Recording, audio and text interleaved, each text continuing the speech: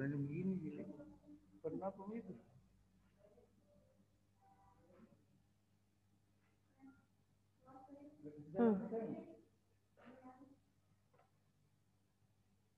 Kembali nih. Mode bahasa kita pakai jadi remang-remang.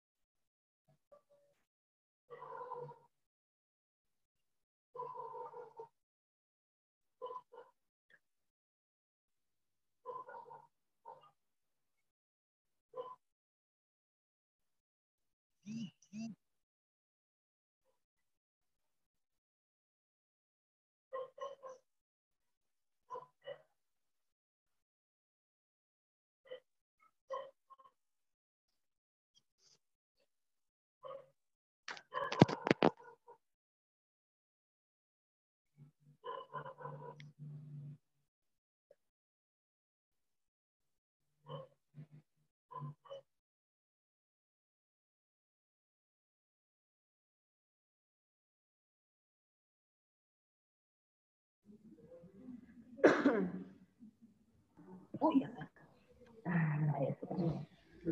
Oke, baik. Oke, Bu Martina, kedengaran suaranya. Oke, sudah kedengaran. Baik, terima kasih saya ucapkan kepada panitia. Iya, Bu. Terutama moderator yang cantik, ya, kakak seniornya ini ya. Kakak seniornya para maba, mahasiswa Perpatima Parepare Angkatan 20, ya. Saya ucapkan selamat pagi bagi kita semua, salam sejahtera dan salam sehat. Pertama saya ucapkan selamat bergabung di Aktor Fatima. Terima kasih atas kepercayaan yang diberikan kepada kami untuk bisa bergabung bersama dengan kami untuk menjadi perawat profesional. Amin.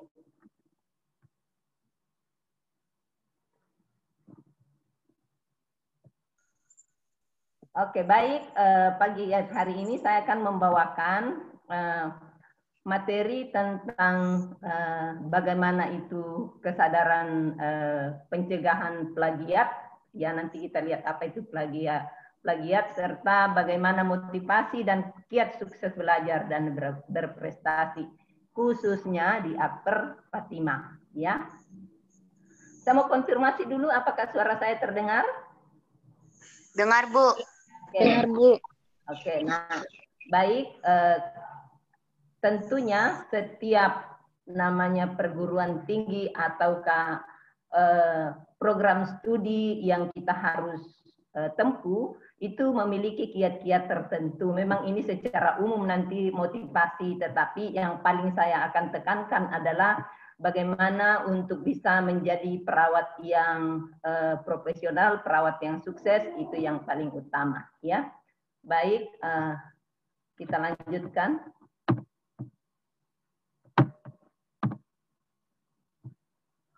Ya,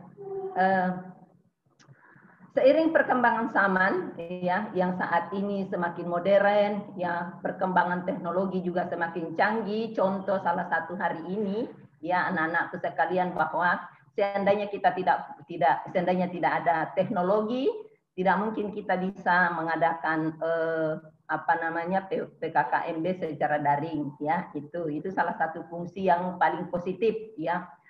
Apapun itu terjadi karena adanya teknologi, itu tidak boleh menghalangi kita untuk tetap menjadi orang yang produktif, terutama di dalam meraih ilmu, ya, untuk meraih cita-cita. Nah, teknologi di bidang informasi itu memiliki peran penting dalam kehidupan, khususnya, ya, internet. Nah, ini kenapa kita bicarakan demikian, karena itu akan terkait, nanti kita akan bicara tentang plagiat, ya, itu. Nah, kita tahu sekarang bahwa dunia internet ini, ya, itu sangat membooming, ya, bahkan itu yang menguasai dunia saat ini, terutama pada saat pandemi ini, ya, mulai bermunculan aplikasi-aplikasi baru. Nah, itu salah satunya membuat kita untuk tidak berhenti tetap belajar, ya. Jaringan yang terdiri dari jaringan privat, ya, publik, ya, akademik. Nah, artinya ini hal-hal beginilah yang bisa kita update, kita bisa belajar lewat itu, ya. Terutama misalnya saat ini Anda akan menuntut ilmu di Akper Fatima Parepare, otomatis Anda akan berkecimpung di dunia kesehatan, khususnya dunia keperawatan, sehingga untuk akademik, untuk ilmu, Anda bisa membuka, ya, membrowsing internet yang terkait dengan ilmu-ilmu itu, ya, misalnya ilmu keperawatannya, begitu. Nah, kemudian, ya, internet itu memberikan layanan informasi seperti dokumen, ya, hypertext yang saling terkait, dan aplikasi apa saja yang bisa kita gunakan untuk perkembangan ilmu kita. Khususnya, ya, saya mau tekankan di sini bahwa saatnya sekarang Anda berada di namanya akademik, tanda kutip, ya, tanda kutip akademik, tidak seperti lagi saatnya SMA, ya. Perbedaannya memang saya lihat juga, saya ikuti juga perkembangan pendidikan dari SMA, bahwa kurang lebih juga begitu. Tetapi mungkin di pelosok-pelosok belum sampai sejauh itu, ya. Untuk sekolah tinggi, sekolah menengah atas itu yang sudah dikatakan unggulan, mereka itu sudah bergerak seperti level akademik. Yang bagaimana itu maksudnya? Artinya apa? Yang punya keingintahuan itu bukan dari gurunya atau bukan dari dosennya, tetapi dari mahasiswanya. Kalau kita sudah punya pikiran akademik, ya, nah itu ya kaitannya ke internet ini, kaitannya ke teknologi. Nah, bagaimana memanfaatkan? Tentunya Anda harus memanfaatkan secara positif, ya. Sekali lagi, kalau kita berpikir secara akademik bahwa internet tersedia untuk digunakan pengembangan diri secara positif. Anda menggeluti dunia apa saja, profesi apa saja, internet menyediakan itu. Ya, makanya kita akan nanti berbicara tentang plagiat. Nah,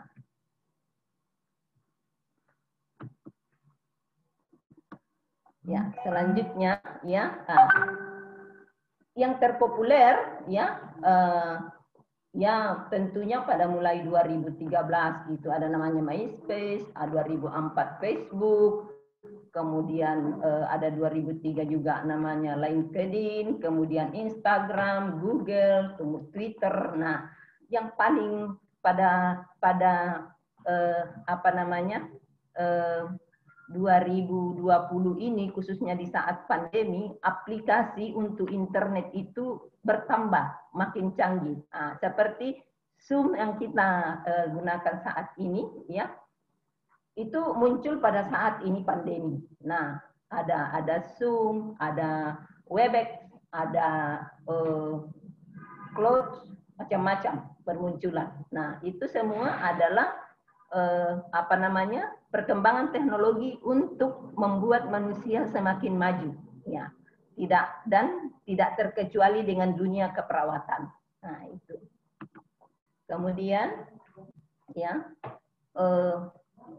mohon dicermati, ya, tentang perkembangan teknologi untuk mendukung kita punya profesi yang Anda harus capai ke depan. Jadi, panitia, kenapa PowerPoint-ku hilang?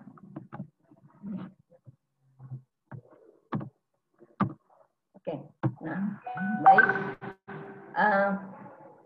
Sekarang kita lihat, karena kita tadi sudah berbicara tentang internet, ya, teknologi yang canggih. Semua disajikan, tergantung dari kita. Maunya apa? Tetapi saya ingatkan lagi tanda kutip. Kita di akademik selalu hal yang positif. Ya, selalu hal yang positif.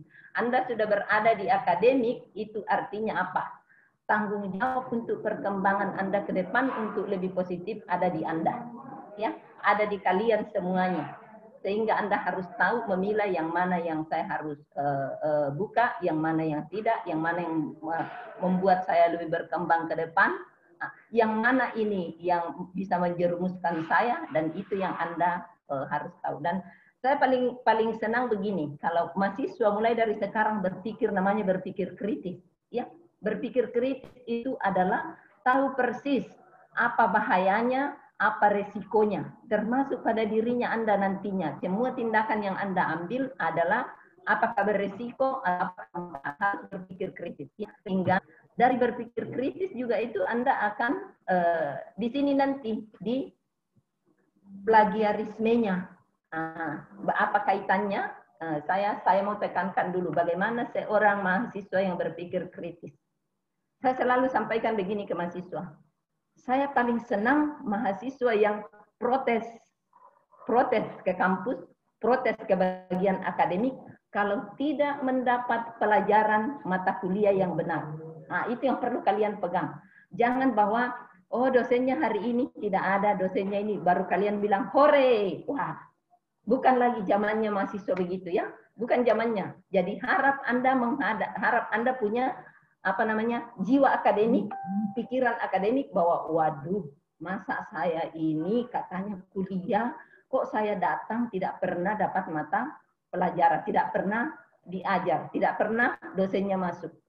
Seorang mahasiswa harus cepat protes. Itu baru namanya mahasiswa. Nah, itu, ya. Jadi bukan saya ajarkan demo, tetapi saya mengajar Anda untuk berpikir kritis. Jangan pilih yang nyaman-nyamannya saja, ya. Segala sesuatu yang dicapai dengan nyaman-nyaman saja itu pasti hasilnya tidak langgeng, ya. Kalau ada usaha untuk memperkuat diri itu pasti akan langgeng, ya. Nah, sekarang kita ke plagiarisme. Nah, apa itu plagiarisme? Itu penyalahgunaan terhadap karya orang lain dengan mengambil dan mengakui karya tersebut secara ilegal, tidak sah sebagai hak miliknya. Nah, itu yang sekarang kan banyak terjadi, ya, mengakui ininya padahal punyanya orang. Dia nyanyikan lagu dikatakan dibajak, ya, karena memang ya tidak boleh. Sehingga apa yang harus Anda petik dari sini, bahwa saya tidak boleh, kalian tidak boleh hanya meniru tok. Anda juga harus ada karya yang dihasilkan. Jadi bagaimana saya mau berkarya kalau saya belum tahu apa-apa? Betul, itu tadi gunanya. Kita ada internet, belajar dari semuanya. Oh, saya butuh sekarang tentang, saya mulai menyinggung dunia keperawatannya karena kita sekarang di dunia keperawatan. Oh, saya mau tahu persis bagaimana itu caranya menyuntik misalnya. Saya bukalah cara menyuntik, ya. Oh, saya lihat videonya, oh begini caranya. Bukan hanya sekedar dilihat, tetapi apakah betul bisa Anda mempraktekkan dengan benar ke pasien tanpa menimbulkan resiko, tanpa menimbulkan rasa sakit yang begitu hebat bagi pasien. Nah, itu ya. Jadi plagiarisme itu ya sekalian juga akan ditekankan dari sekarang bahwa di akhir program nanti pada saat semester 6 Anda itu akan menyusun namanya karya tulis ilmiah ya. Saya sudah setel tadi.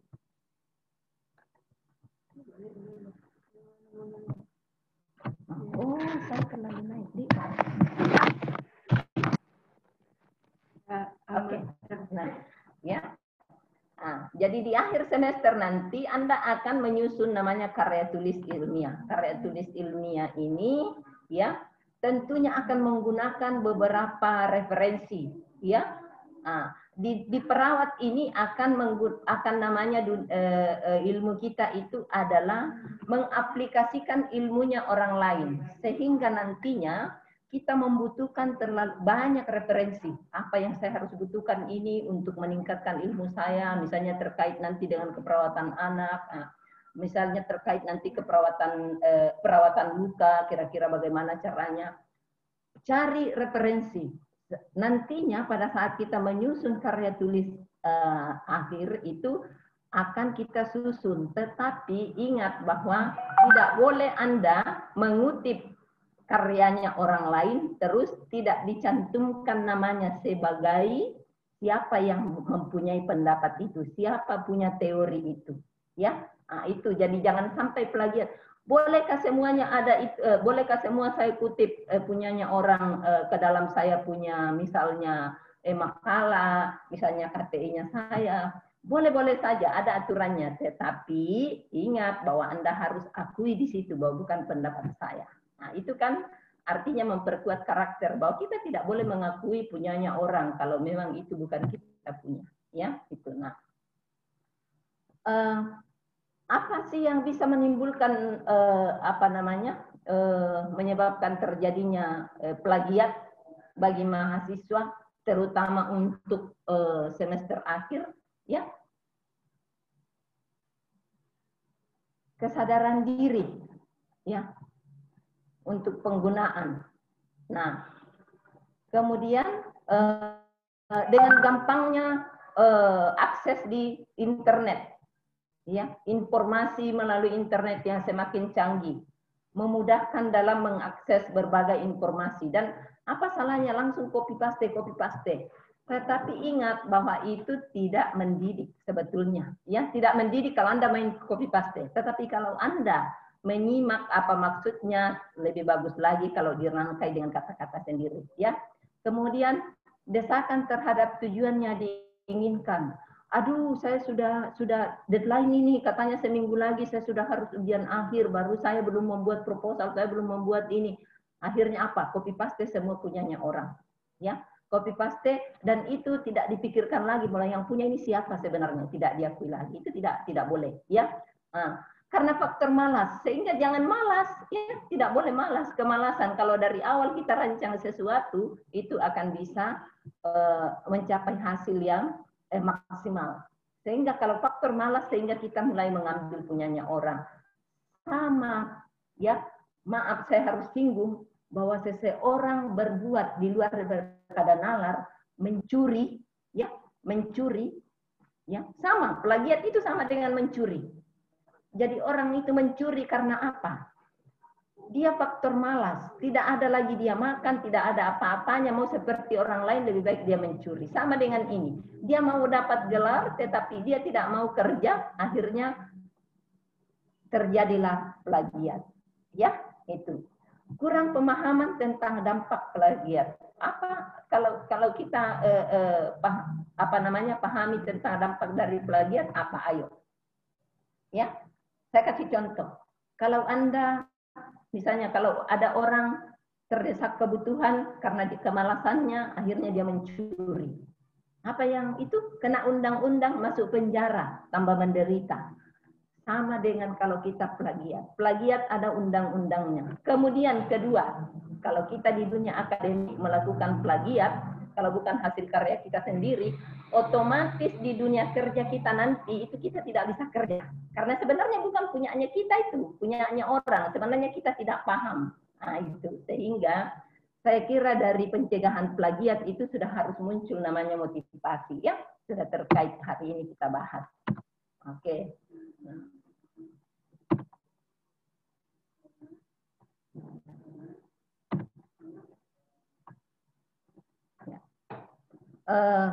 Di sini ada beberapa tentang hasil penelitian mengenai plagiarisme ya. Hasil penelitian Ramsan dan 2012 menyatakan bahwa dari 3.365 mahasiswa dari 12 universitas yang dipilih secara acak di Pakistan menunjukkan bahwa hasil sebagian besar memiliki kesadaran yang rendah untuk tidak melakukan plagiarisme ya. 24% yang melakukan plagiarisme dan 23 netral dan 7 tidak merespon pertanyaan. Jadi memang belum apa namanya nampak kesadaran di sini. Jadi saya tekankan dari sekarang ya, mari kita sama-sama untuk memperkuat karakter ya, memperkuat karakter diri kita sendiri ya, bahwa jangan melakukan hal yang tidak benar ya. Jangan melakukan hal yang tidak benar. Hal yang tidak benar merugikan diri kita dan juga merugikan orang lain. Ya, saya tidak terlalu bahas di sini karena dia hanya terkait dengan apa namanya penelitian tentang plagiat. Nah, apa sih dampaknya? Merusak karakter diri. Ya, paham namanya karakter? Ya. Karakter itu, karakter seseorang adalah hal benar, ya, baik itu moral ataupun apapun filosofi hidup tentang hal yang benar dipegang kuat oleh seseorang, ya, ya. Menumbuhkan perilaku tidak jujur, ya iyalah. Saya sudah bilang tadi, plagiat itu sama dengan mencuri. Nah, berbeda toh kalau saya mau mengatakan boleh tidak saya minta nasinya sepiring misalnya, ternyata oh dikasihlah ya. Berarti kan orang lain tahu bahwa saya minta itu saya dikasih. Orang yang saya mintai juga dia puas bahwa oh iya saya dimintai tolong. Oke. Berbeda kalau saya hanya pergi nyolong baru saya makan. Itu berbeda. Berbeda dampaknya terhadap diri saya dan juga terhadap diri orang itu. Nah, begitu ya. Menumbuhkan perilaku yang tidak jujur, tidak menghargai karya orang lain. Nah, betul ya. Kita harus saling menghargai karya orang lain itu. Kenapa orang berbondong-bondong untuk mencari ilmu? Karena mau berkarya. Karya untuk apa? Menolong orang lain. Jadi jangan bersenang-senang di atas hasilnya orang lain. Itulah plagiat ya. Tidak boleh. Akhirnya kita akan mendapatkan hukuman. Ya. Mematikan kreativitas. Maksudnya apa? Nggak usah saya deh, nggak usah dibuat begitu. Ada di nanti ku tinggal fotokopi, copy paste saja. Boleh di copy paste, tapi itu merupakan referensi, ya. Tetapi bukan untuk Anda mau akui sebagai hasilnya Anda, ya.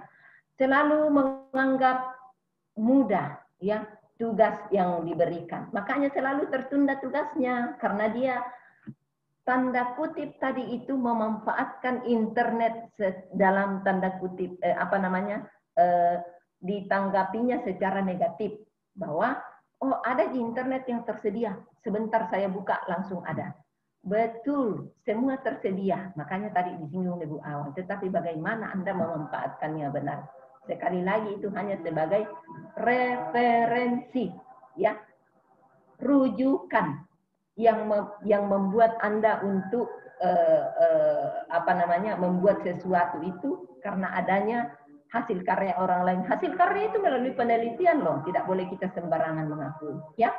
Jadi ingat ini dampaknya kalau kita melakukan plagiat. Nah,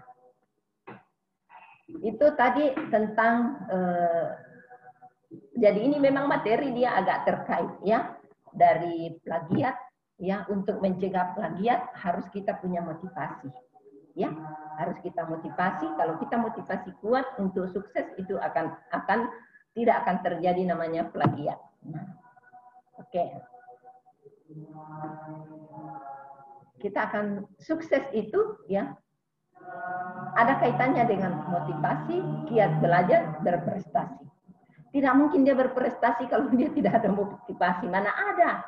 Ya, coba dia berprestasi, bukan motivasinya, bukan giat belajarnya, tiba-tiba dia diberikan bahwa, hei kau juara 1. Ya toh? IP-mu 4. Tetapi coba disuruh peragakan. Saya singgung lagi perawat ya. Disuruh peragakan untuk bagaimana berkomunikasi terapeutik sama pasien. Dia tidak tahu. Karena dia berprestasi itu diberikan cuma-cuma saja. Siapa yang rugi? Anda yang rugi. Yang memberikan juga malu. Ya.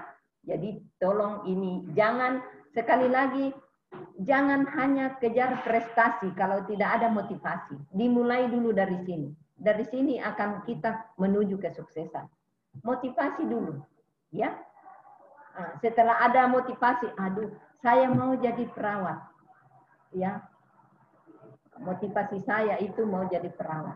Karena kenapa? Saya lihat perawat itu, aduh, halus, lembut-lembut bicaranya, halus, perilakunya bagus, penampilannya bersih, ya.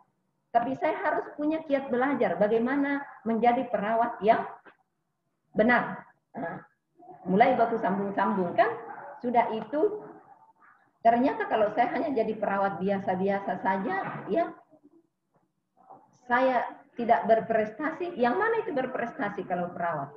Berprestasi itu perawat kalau dia sudah dicari pasien.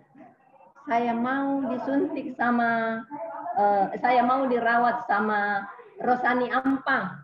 Saya mau dirawat sama Suster Rosani Ampang. Kenapa sih? Kok Bapak atau Ibu maunya dirawat sama Suster Rosani Ampang? Oh tidak, Ibu, Pak, dia itu kalau dia bicara lembut sekali. Senyumnya kalau dia datang, dia kalau jalan tidak ribut sepatunya, ya, bicaranya sopan, tidak kasar kalau dia pegang pasien, kalau dia berbicara jelas. Perawat berprestasi.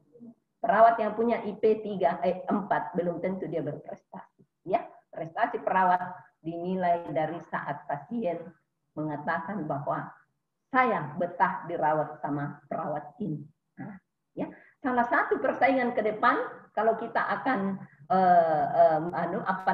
ke depannya itu akan perawat itu ada namanya primary nursing, perawat pribadi, satu-satu pasien, satu perawat.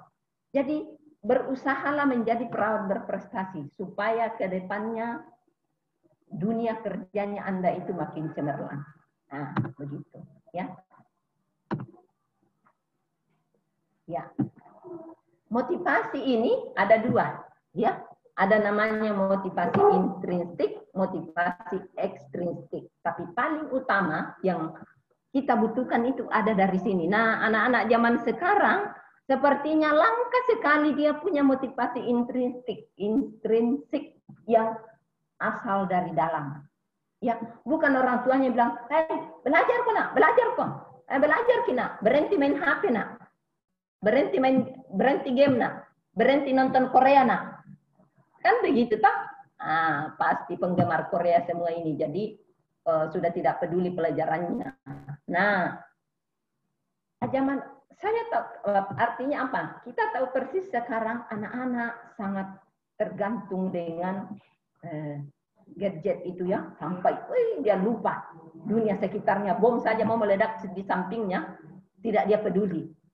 Nah, sekarang masuk Anda dunia perawat, tidak begitu, dirubah mindsetnya, ya, bahwa motivasi Anda harus ditumbuhkan, ya.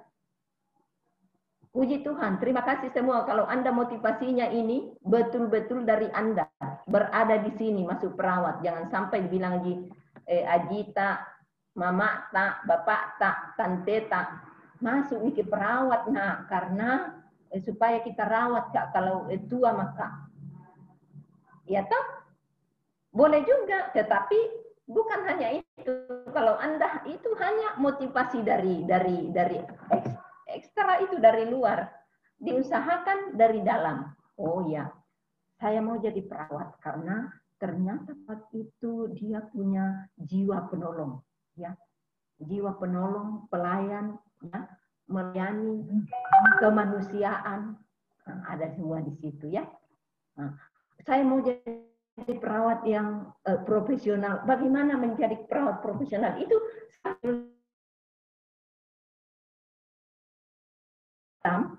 akan bisa menjadi motivasi ekstrinsik bagi orang lain. Kalau Anda dia lihat tetangganya bilang, ih tahu wah si Marlin Tandigau itu dulu waktu dia sekolah, begitu Ji, tapi ternyata tahu dia masuk perawat. Dede, mau kak juga saya deh masuk perawat. Anda sekarang dari motivasi ini, ya. Maaf Bu, saya potong caranya. Waktunya sisa 2 menit lagi Bu. Mati, iya, oke. Nah, saya percepat. Nah, terima kasih. Oke, nah apa yang bisa meningkatkan motivasi? Nah, tapi jangan hanya berdasarkan ini bahwa karena ada penghargaan, pemberian hadiah sehingga saya harus berprestasi. Tidak bisa. Lebih bagus tadi itu kalau motivasi dari dalam. Anda bisa muncul motivasi karena kompetisi, mau bersaing, ya. Tapi ingat persaingan sehat di dunia akademik.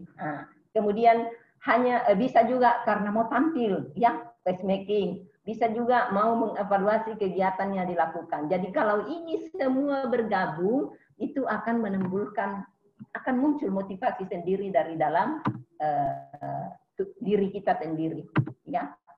Oke.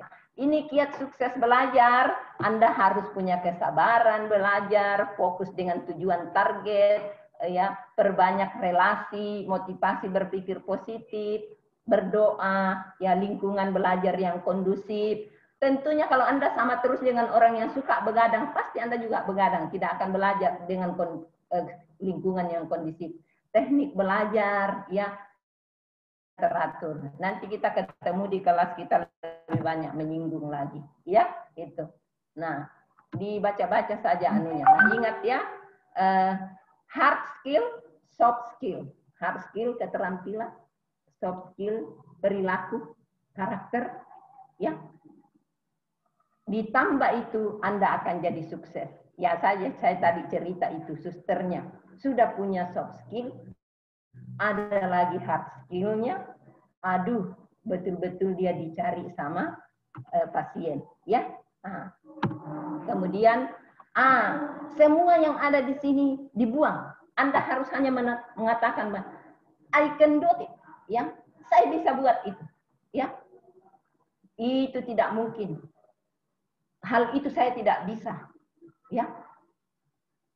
Semua statement-statement begini pinggirkan kalau kita mau sukses. Bangkitkan motivasi. Anda hanya mengatakan bahwa saya bisa, ya. Nah, itu. Jadi nanti slide-nya dibaca-baca lagi. Coba kita lihat di sini. Bagaimana dia ini kasihan, ya. Apapun dia alami, ya, tantangan apapun dia tidak peduli. Dia tetap harus mau mencari ilmu, ya. Lihat ini sudah ada yang untuk menggoda dia supaya tidak usah begitu, malas saja, tidak usah. Tapi dia tidak mau. Lihat ini kasihannya, bagaimana dia modelnya, ya. Ya, tapi jangan sampailah juga kasihan modelnya begini nanti diperawat, enggaklah, ya. Makanya itu setel perasaan, ya. Kemarin Pak Petrus sudah bahas tentang manajemen stres, digabung semuanya itu, ya. Oke. Panitia sedikit lagi, ya. Kasih lewat saja saya berapa? 1 menit, 2 menit. Oke. Tidak ada lagi sepertinya. Nah, ini kalau kita saya berharap, ya, materi yang saya paparkan ini walaupun memang tidak maksimal, sebenarnya saya mau bicara banyak, ya. Saya mau bicara tentang realita apa yang dihadapi, saat ini, tetapi itu waktu sangat, nanti kita ketemu lagi di kelas, kita banyak berbicara itu, atau tatap muka langsung face to face dengan guru dosennya nanti di kampus ya. Saya ucapkan terima kasih atas perhatian kita semuanya ya. Saya menyampaikan ya, selamat datang di kampus kita Akbar Fatimah Parepare, dan harapan kami bahwa kampus inilah yang akan mengantar Anda ke jenjang kesuksesan. Amin. Amin. Amin. Jawab dong, amin. Ya. Kami sebagai, Anda masuk di sini bukan hanya, jangan melihat kami sebagai dosen saja, tetapi Anda melihat kami sebagai orang tua. Makanya kalau kami berbicara soal motivasi, kiat sukses, lebih banyak naluri keibuannya keluar. Ya, bukan naluri dosennya yang keluar, tetapi keibuannya. Karena kami juga seorang ibu yang ibu lah ya, bukan bapak dosen ya, ibu-ibu, kami juga seorang ibu, jadi pasti tahulah apa sih permasalahan yang dialami anak-anak. Oke, begitu saya ucapkan terima kasih sekali lagi ya, selamat datang di kampus kita. Saya mengakhiri dan saya menyampaikan permohonan maaf bila dalam menyampaikan materi ini ada hal-hal yang kurang berkenan, yang menyinggung perasaan. Sekali lagi mohon. Sekian, terima kasih, Tuhan memberkati kita semua dan sukses selalu, sehat. Amin. Terima kasih kepada Ibu Martina Malla Escape MM. Terima kasih atas pemaparan materinya. Acara selanjutnya saya kembalikan ke MC.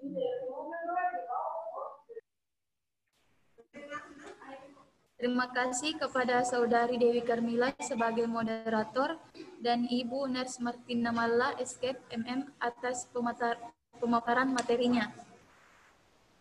Materi selanjutnya akan dipandu moderator kita, Saudari Cahyani. Kepada Saudari Cahyani saya persilahkan. Ya, terima kasih atas waktu dan kesempatan yang telah diberikan. Baik, materi selanjutnya, itu materi kedua, kita akan dengarkan yang akan dibawakan oleh Ibu Ners Maseri Escape MM. Sedikit tentang beliau, yaitu beliau lahir di Sopeng pada tanggal 18 Maret 1969 dan tinggal di Jalan Kebun Sayur nomor 57A. Beliau kini telah menyelesaikan pendidikan yaitu S2 tentang manajemen keperawatan. Baik, materi yang akan dibawakan oleh Ibu, saya persilakan kepada Ibu Ners Maseri Escape MM untuk membawakan materi. Selamat pagi semua. Selamat pagi panitia, seluruh panitia yang bertugas hari ini. Selamat pagi buat anak-anak sekalian peserta PPKMB. Selamat bergabung di Akbar Fatimah Parepare. Hari ini saya diberi tugas untuk menampilkan atau membawakan sedikit materi tentang profil perawat di era milenial. Ya. Namanya mungkin salah ini di samping. Halo panitia. Ya, Bu. Ya, itu ada namanya Ibu Martina di layar. Udah lihat? Oke. Ya, buat semua anak-anakku yang peserta PPKMB, baik yang baru maupun mahasiswa yang ikut PPKMB untuk tahun ini, selamat datang, selamat bergabung di Akbar Fatimah.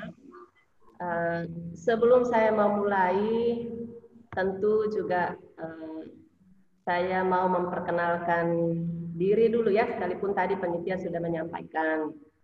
Jadi identitas identitas diri itu sudah ada nama saya tertera dengan jelas ya. Terus kemudian tempat tanggal lahir ya perlu kalian ketahui bahwa saya lahirnya di Sopeng, berarti saya Bugis ya, Bugis asli, jadi tidak ada campuran. Terus kemudian ada riwayat pendidikan, itu ada alamat, siapa tahu anak-anakku nanti butuh sesuatu dan bisa melihat alamat itu. Terus kemudian riwayat pendidikan tadi sudah disampaikan, terakhir itu manajemen keperawatan tahun 2019. Jadi baru-baru kami lulus, saya bersama dengan Ibu Martina. Next. Halo panitia. Next. Ibu. Lanjut. Lanjut.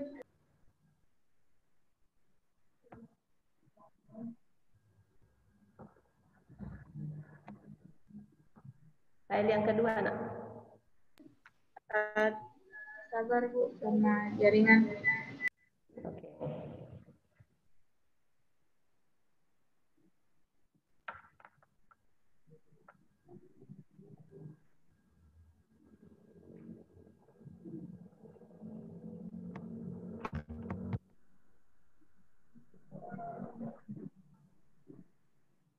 Susah ya?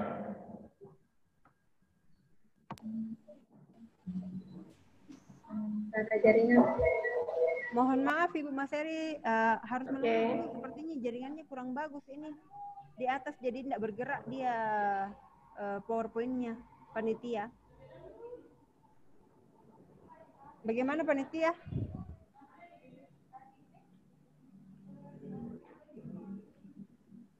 Yang lain coba. Stop share dulu. Cahyani stop share. Ya.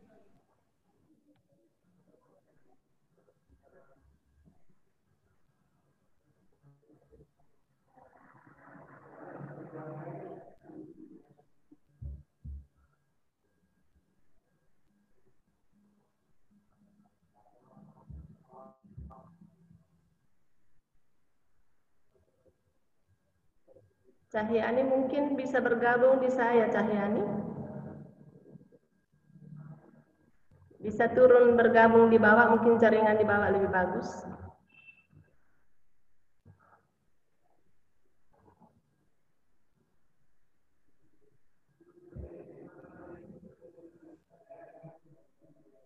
Halo, panitia bagaimana?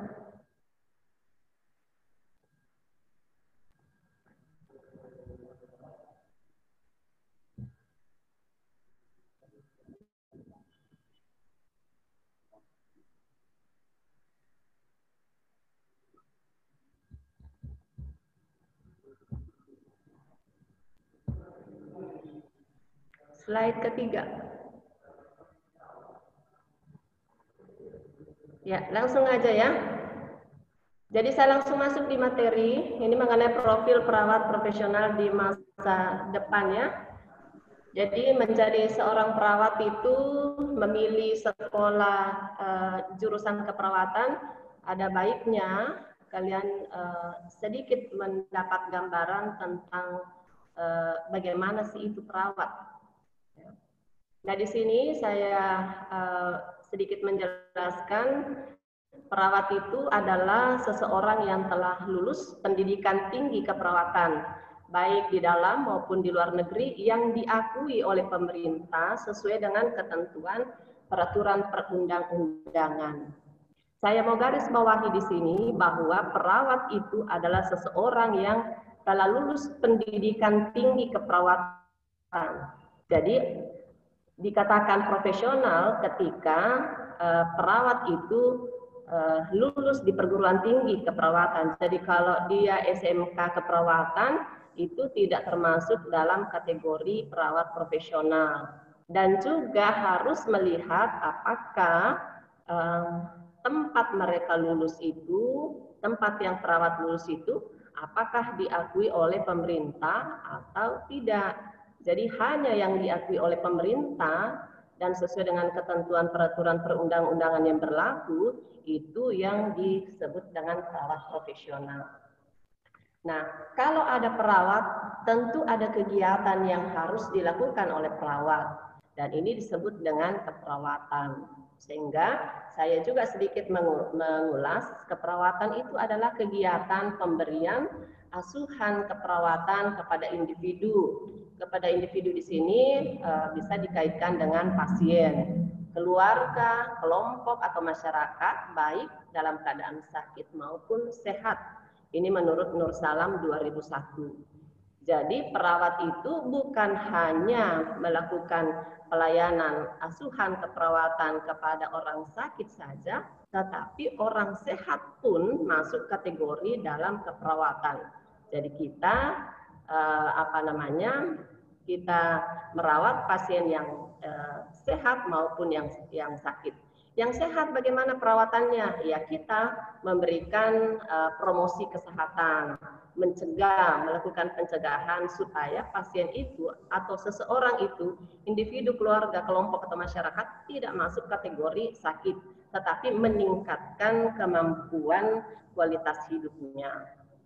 Nah, peran perawat di masa depan ini harus berkembang seiring dengan perkembangan iptek, ya, ilmu pengetahuan dan teknologi, dan tuntutan kebutuhan masyarakat, sehingga perawat itu dituntut mampu menjawab dan mengantisipasi terhadap dampak dari perubahan. Jadi peran perawat di masa depan itu memang harus berkembang, jadi tidak boleh jalan di tempat. Perawat itu harus terus mengembangkan diri, terus kemudian harus terus berjalan cepat untuk bisa menyikapi perkembangan iptek. Jadi kalau lulus di D3 keperawatan tidak bisa puas hanya di D3 saja, tapi usahakan untuk bisa lanjut ke S1, terus kemudian profesi, bisa lanjut ke S3-nya ya terkait dengan profesi kita. Sehingga di sini kita bisa mengikuti perkembangan zaman, ya, karena tentu perkembangan iptek ini luar biasa pesatnya, sehingga kalau kita tidak menyikapi, maka kita nanti perawat tidak mampu menjawab dan mengantisipasi dampak-dampak dari perubahan yang terjadi di masa yang akan datang. Oke, next.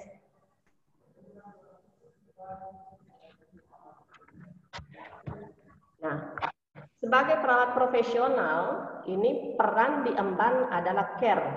Kalau berbicara mengenai care, ini adalah peduli.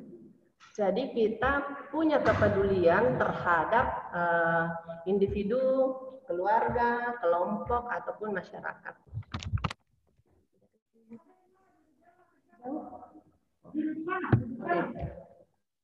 Nah, selain kata dasarnya care adalah peduli, ternyata care itu juga adalah singkatan dari C-nya itu communication, ya. Jadi komunikasi. Ciri khas perawat profesional di masa depan itu dalam memberikan pelayanan keperawatan harus dapat berkomunikasi secara lengkap, adekuat, cepat. Jadi lengkap komunikasinya, adekuat, dan juga cepat.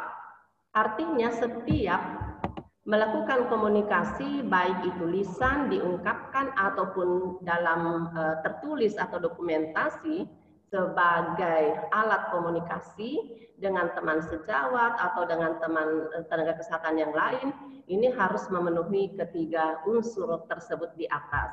Jadi ketika kita menyampaikan sesuatu, pesan yang kita sampaikan terkait dengan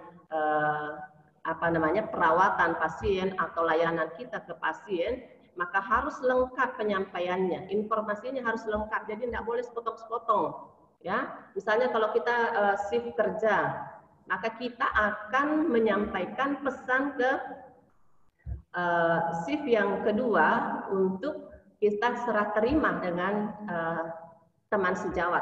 Nah, ini harus lengkap, jangan setengah-setengah. Misalnya kan pengobatannya bagaimana, intervensinya, tindakan yang kita melakukan nanti jam berikutnya apa-apa saja, terus pemeriksaan laboratoriumnya misalnya. Nah, itu semua harus lengkap disampaikan.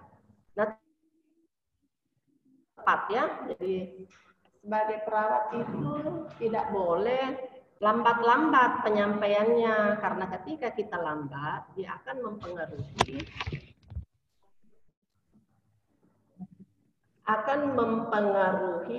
kenapa tidak muncul di sini satu? Maaf dulu ya. Ya. Jadi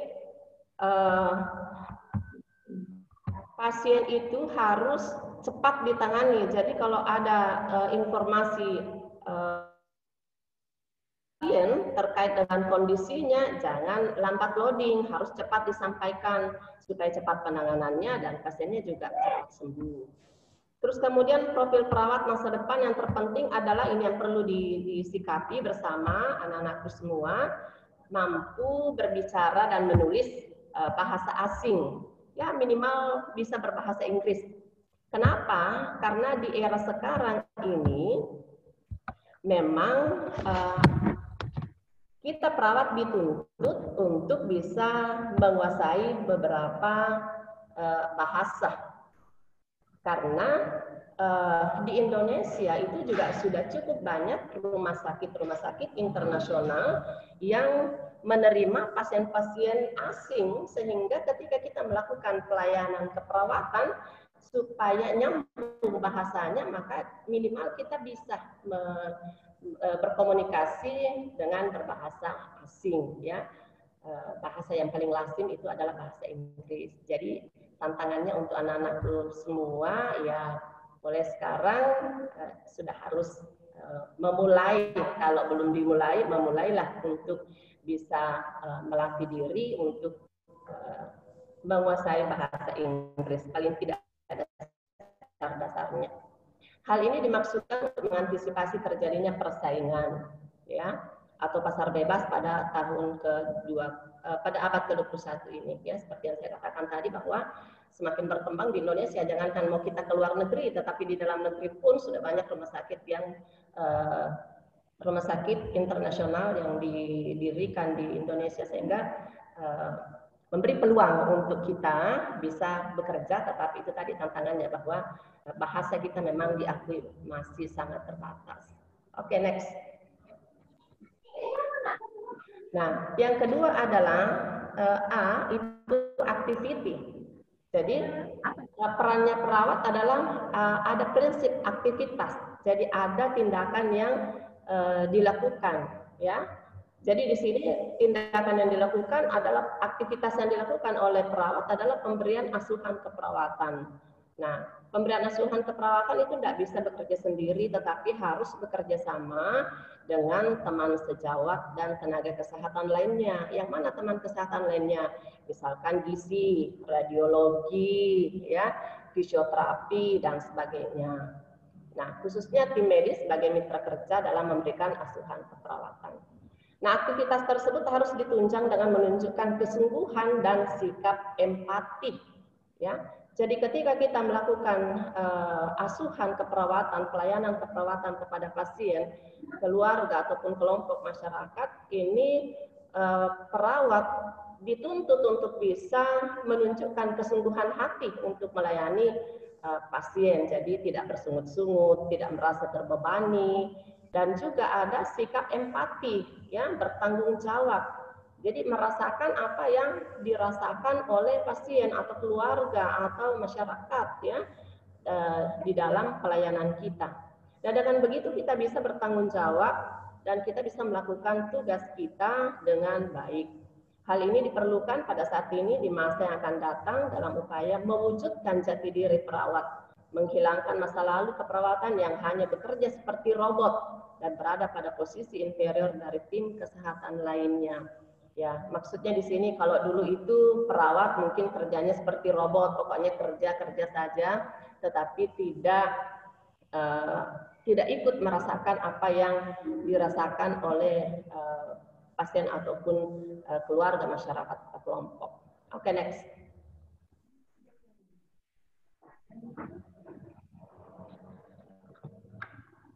Nah, yang terpenting diantisipasi masa depan adalah ketika memberikan asuhan harus berdasarkan ilmu yang dapat atau tepat diaplikasikan di institusi tempat kita bekerja. Artinya ilmu keperawatan yang ada harus diidentifikasi yang notabene dibuat di luar negeri dengan kondisi budaya agama berbeda untuk dapat diterapkan di Indonesia. Jadi misalkan kita mendapat ilmu yang dari notabene dari luar negeri, ya tentu di sini harus diidentifikasi kira-kira mana yang bisa kita aplikasikan, kita terapkan di Indonesia. Karena tentu kondisi budaya kita berbeda, agama kita juga berbeda-beda, jangan sampai tidak sesuai dengan agama dan keyakinan kita dari tindakan-tindakan yang dilakukan ya untuk dapat diterapkan di Indonesia. Jadi harus difilter. Oke, next.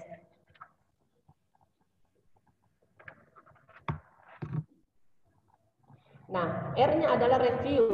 Prinsip utama dalam melaksanakan peran tersebut, peran perawat maksudnya ya, tersebut adalah moral dan etik keperawatan. Dalam setiap memberikan asuhan keperawatan kepada klien atau pasien, perawat harus selalu berpedoman pada nilai etik keperawatan dan standar keperawatan yang ada serta ilmu keperawatan. Jadi memang di sini prinsip yang harus kita pegang teguh sebagai perawat profesional dari etik keperawatan ya. Yang pertama adalah mandiri ya. Jadi otonomi perawat. Jadi mandiri, perawat itu harus mandiri, harus bisa berpikir lebih cepat, lebih kritis untuk memutuskan, untuk mengambil keputusan.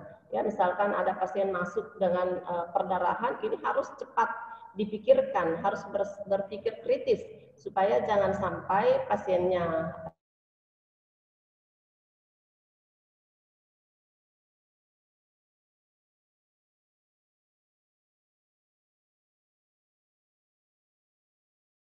lewat, baru kemudian kita menemukan jawaban. Dari etika keperawatan harus berbuat baik tanpa membedakan si A, si B, kaya dan miskin, agamanya berbeda dan sebagainya. Nah, kemudian yang ketiga adalah keadilan, ya. Keadilan di sini yang dimaksud adalah ketika perawat memberikan pelayanan keperawatan, contoh konkret ya, kalau ada pasien masuk di UGD, di unit gawat darurat dengan waktu yang bersamaan,